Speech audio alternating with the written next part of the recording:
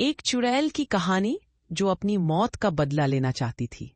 ये कहानी एक पुराने गांव की है जहां लोग रात के अंधेरे से कांपते थे।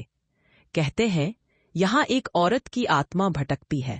रुखसाना एक मासूम, खूबसूरत और प्यारी सी लड़की थी। उसकी मुस्कान देखकर लोग मोहित हो जाते, लेकिन गांव के लोग उससे जलन और हसद करते थे।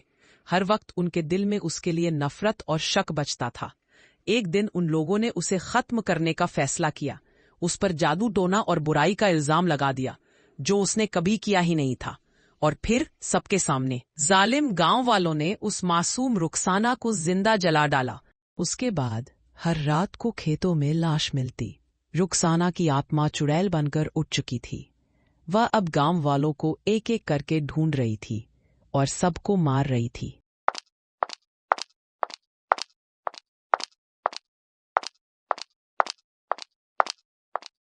एक दिन एक परिवार दूसरे गांव से यहाँ रहने के लिए आया। कुछ अच्छे लोगों ने उसे पूरी कहानी सुनाई और मना किया, लेकिन वह हंसकर बोला, हम नहीं मानते किसी चुड़ैल को, और आगे बढ़ गया। एक रात उस परिवार की छोटी बेटी खेलते खेलते घर से बाहर निकल गई। जैसे ही वह बाहर आई, उसने देखा सामने से एक चुड़ैल धीरे धीरे चलती हुई उसकी तरफ आ रही है।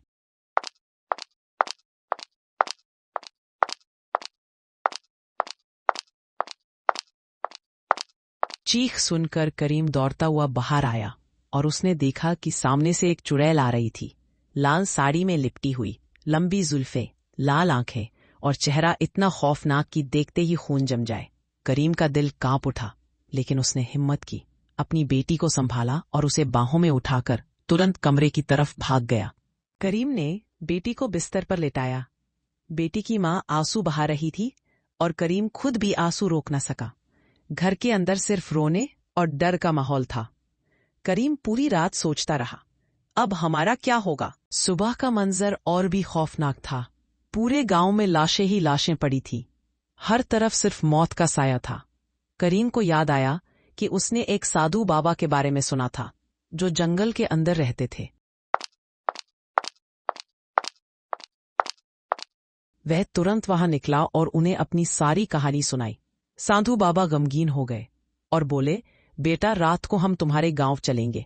मैं उस आत्मा को पुकारूंगा, तुम उससे बात करना। रात होते ही दोनों गांव की तरफ चले।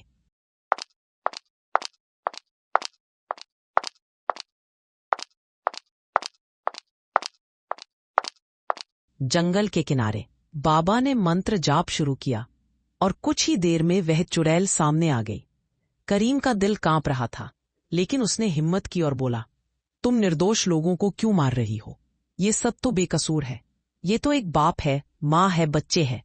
चुड़ैल की आवाज गूंज उठी, मुझे जिंदा जलाया गया था, मैं अपना बदला ले रही हूं। करीम रोकर बोला, जिन्होंने तुम्हें जलाया था, तुमने उनसे बदला ले लिया। अब हमें छोड़ दो, हमारा कोई कसूर नहीं है। यह सुनकर चुड़ैल की आंखों से आंसू बहने लगे और एक तेज हवा के साथ वह गायब हो गई। इस तरह करीम ने अपनी गांव को एक बड़ी अजाब से बचा लिया। हमेशा याद रखो, जुल्म और झूठ का अंजाम तभी अच्छा नहीं होता। सच्चाई और इंसानियत हमेशा जीत जाती है। दोस्तों, अगर आपको ये कहानी पसंद आई हो तो वीडियो को लाइक करें, चैनल को सब्सक्राइब करें और बेल आइकन दबाना ना भूलें, क्योंकि ऐसी और खौफनाक कहानियां हम आपके लिए लाते रहेंगे।